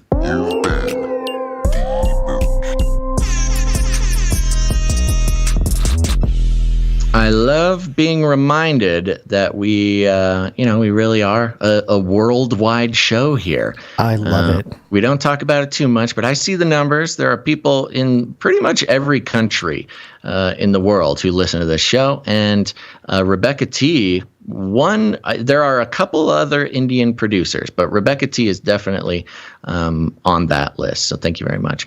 And I'm seeing now Rashana G., thank you as well, did not send a note. Okay. But thank you for your support. All right. Thank you, Rashana G., and thank you, Rebecca T. I don't know what happened there. It must have been a little whoopsie daisies. Yeah. All right. Continuing on here, we have Josh M. Josh M. is coming in for a pocket full of sevens and a note. Hey, Basil and Gonz, hope all is well. Haven't produced in a while, so I thought I would today. Thank you, Josh M. We have a question that my Bible study did once, and it is, if you were a fly on the wall in any time in the Bible, where would it be? God bless, Josh M. Fly on the wall, Gonz. Oh, man. I'll go. Okay, go ahead. Solomon. I'm still wanting to figure out what's going on with that guy. Really I want to be a fly on the Solomon. wall when things went sideways. Well, depends on what part of the wall it crumbled. Yeah, not the one that would have crushed me as a tiny fly, but yeah. I still say I just want to know what that kind of earthly wisdom looks like. I mean, of course, Jesus being even more wise and others being wise, but Solomon was wise and rich, baby. Oh, I still got to go with Ezekiel. I know his vision probably happened outside, so I'd probably be hanging out on a tree or something, not a safer place to be for a fly. not a wall, but I'd like to know what happened there, and maybe the fly hexagonal vision will make it even more trippy. Yeah. Okay. See, folks, this is what happens when you let Gonz go off script. He says the deepest, most profound things. Sure. Thank you, Josh M. Thank you, Josh. And a great example in how not every single producer has to produce every single episode, but as long as producers keep coming back and bringing the value when their value tank is full, the show can keep going. All right. We also have Jonathan B. Jonathan B. Pocket full of sevens. Someone please ISO Basil's rump rattle comment from yesterday's show. Rattle my cage with another jingle, Gonz. Oh, wait. So you want me? Wait, I'm confused. Does he wants a jingle? Just any jingle? Yeah, a rump rattling jingle. Rattle his cage. Biological inequality. This is something which is way beyond just another species. Machine hybrids. Data is the key, and they will have power over us. That freaked me out. Yeah, that freaked me out. Thank you, Jonathan B. I'm not sure what I said about the rump rattling, but I bet it was funny. All right. Next up, we have Sir Scott, Knight of Truth. Sir Scott, Knight of Truth is on a 123 episode streak. Quicker. Oh, yeah. Thank you so much. Impressive. Thank you so much. And let's see here. No note from Sir Scott. Thank you. Pocket full of sevens. Thank you very much. Well, back to back. I thought 123 was a lot. He's only outshined by one. And that is Sir Casey, the Shield Knight. That's right. Here he is. Sir Casey, the Shield Knight with a pocket full of sevens and a 133 episode streak. Yeah! Quicker. Oh, yeah. Thank you so much. Illuminatus. Do we have a 133 We do jingle? have a 133 jingle. Right. We do have one. I know we have a 111 here. Yeah, we talked about this before the show. Did we forget to line it up here? Yeah. Let me see if I can get the name of it for you. Looking at the document, going to another document. Ooh, document's not loading. I don't. Do you think it would be labeled 133 as a file? That would be a place to start. Yeah, because all I'm finding is Canary Cry Radio, episode 133, which no, that's not ethereal. Right. The truth is stranger than fiction. Yeah, we could play the whole episode. Interesting. I thought we had gotten one, but maybe not. I don't remember. I know we had a 111. Email. I'm going to search the email real quick. Okay. Wow, maybe we forgot to just push the producers to come up with one. Well, we might have to give a rain check. Might be a rain check situation. Browsing. I don't think we have one. I don't know, man. Somehow it slipped by us. All right. Well, Sir Casey, the Shield Knight, we're giving you a, what is it called? Fiat. We're giving you paper IOU. Rain check. Yeah, we'll give you this Illuminati coupon that is good, which theoretically contains the value of one jingle. Yes, the 133 streak jingle. But you don't get to try to trade it in until we say so. Okay, that's how this works. There's also, just because we have some different streak jingles that we don't normally play. Oh, yes, they call him the street. There you go. Yeah, I think it might be time to shift. We have to. I think we can upgrade. Let's upgrade that. That's the 133 one now. Oh, is it? Yeah, why not? Boogity boogity? No, I mean, like, that's the streak he gets every streak now. Ah, okay. New streak. Okay. 133. Streak 133. Yeah. Okay. I like that one. It's soothing. It's also dynamic. We've got a lot of rump rattlers, but that one's a real hoedown. Little country twang in there. Yeah. Okay. Well, we'll jingle makers, get on it. We need a 133 jingle. All right. That does it for that's the it. $7.77 cutoff. That's right. Concludes the list of producers who are entitled to have a note read on the show because of their 777 producership. But we got a few more to thank, and we're going to zoom through them, starting with Sir James, Knight and Servant of the Lion of Judah on a 68-episode streak. That's right. Next up, we got Jackie Yu on a 40-episode streak. Jackie Yu. Yeah, she's on a streak. Women rule! Thank you, Jackie. We got a Gail sister, Gail M, a streak sister. Streak sisters. 99-episode streak. Women rule! They're almost upgraded to the new streak jingle. No. And of course, the other streak sister, Veronica D, at 99 episodes in a row. We got Runk Smash on a 12-episode streak, which think means you might as well be walking on the sun, right? Might as well be walking on the sun. Thank you, Runk Smash. Next, we got Doctor Who Dundad on a 69-episode streak. Ooh. And that concludes our financial producers for this episode. Thank you very much, and we encourage you, dear listener, to join that list for next episode.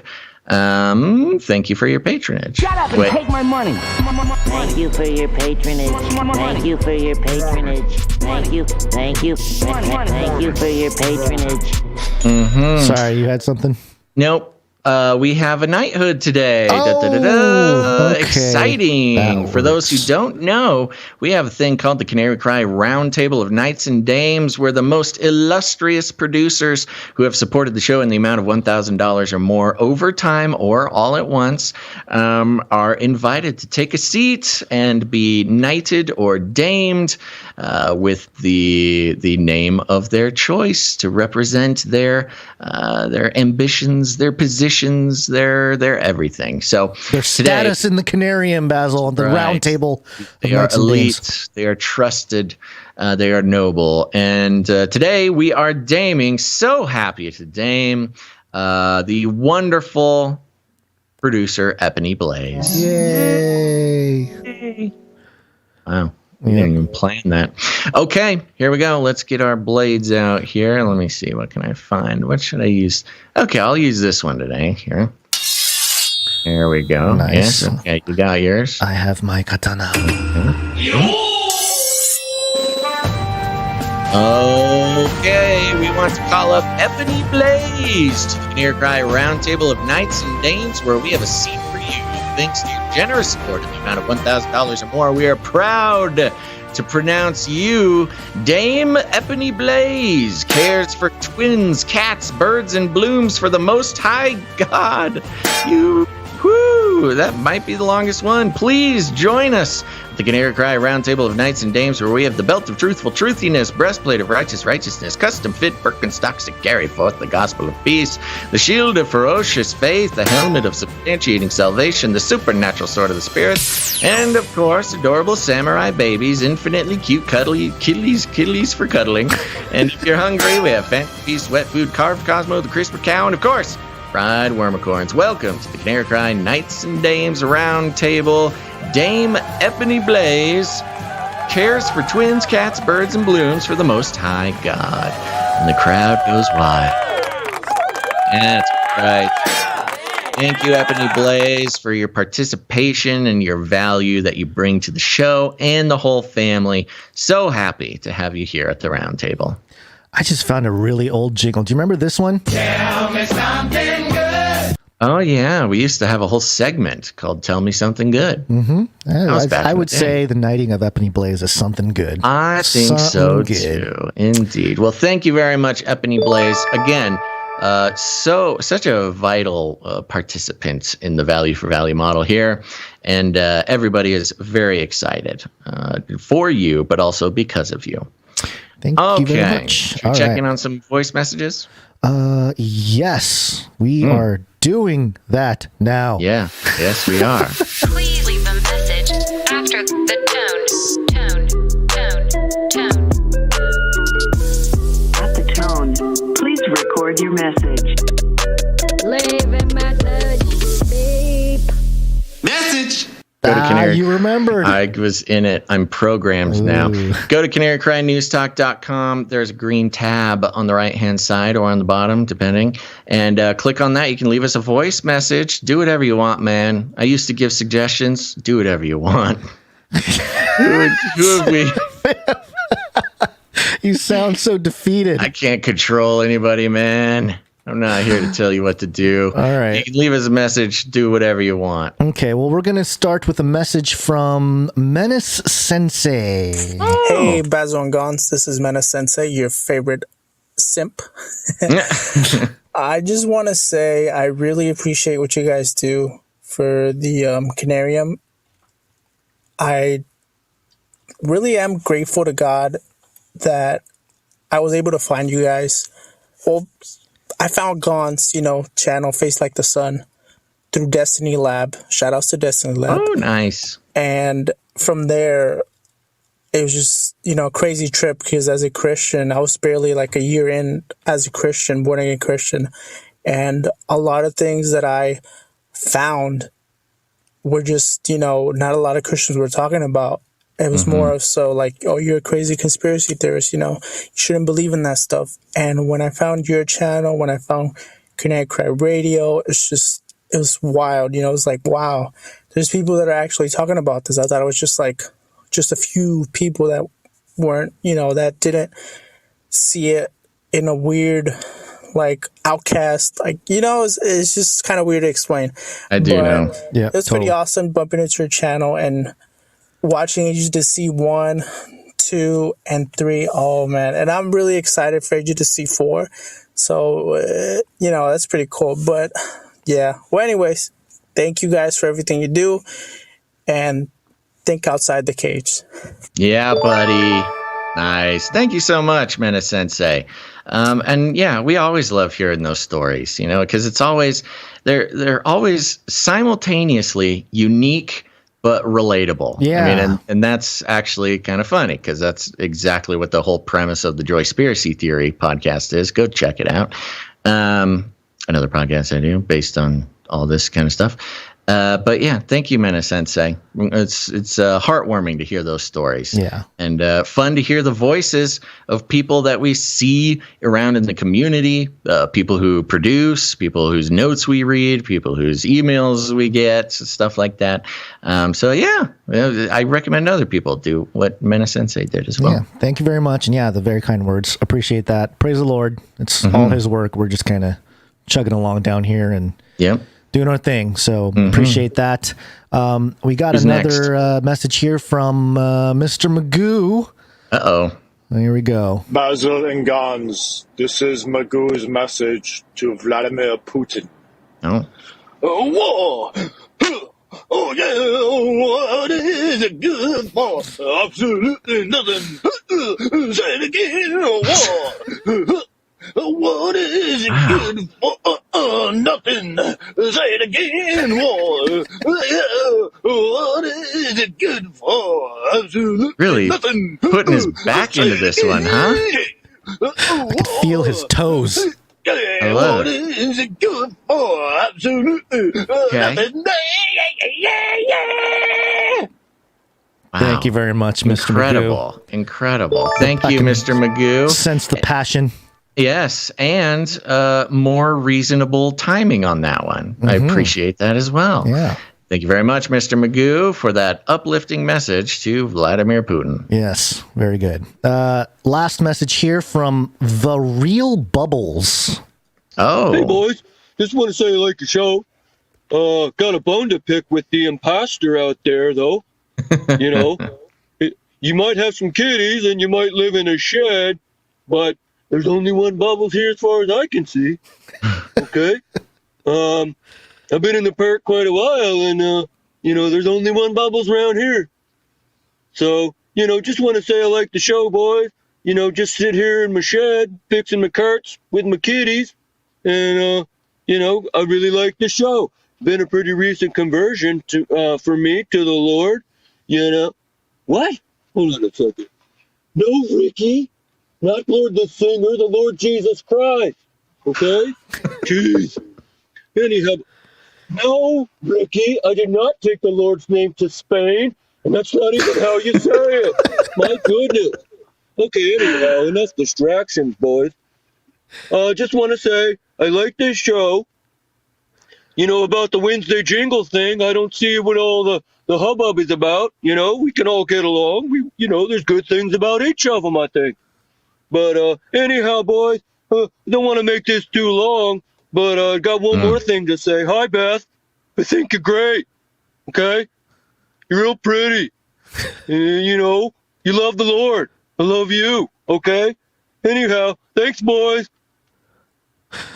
Okay, so there's the real bubbles, the Wednesday wars and now the bubble wars, the bubbles wars. Yeah, apparently we had an imposter before and the real one called in. Well, thank you very much again, Bubbles. And if you have no context for that, folks, I don't know what to tell you. You got to watch more. Got to watch more Canadian television. Okay. What did he say? Was he talking to? Did he say Baz or Beth? It sounded like shout Beth. out to Beth. Yeah, it sounded like Beth, but I thought Basil, but then thought maybe it was Baz. But it could have been I thought Beth. so too. But it sounded like a romantic. That's what I thought as well. Which could be. I mean, you either never know. way, Yeah, you never know. Either way, wonderful message. Thank you, Bubbles. Okay, thank you, Bubbles. Any more voice messages? That is it. Let's voice wake on up. messages have become a wonderful example of how we have no control over this culture, Gonz. We are simply its stewards. Yes. All right. Continue. Yes, it's wake up time. Hey, y'all, wake up. Later, YouTube. Bye, YouTube. Go find another place to listen. Oh, boy, YouTube. Too hot for YouTube from here on out. Sorry, Susan. Okay, it's happening. Everybody stay calm. Everybody stay calm. What's the procedure? Twitch, Rumble, Odysee, Twitter, Facebook, whatever it is, you can find all those links at CanaryCry.Party as well. Too hot for YouTube. YouTube. Now you see me. Now you don't. Oh, I see all those people in the chat. I feel so horrible hitting There the they laugh go. button. No.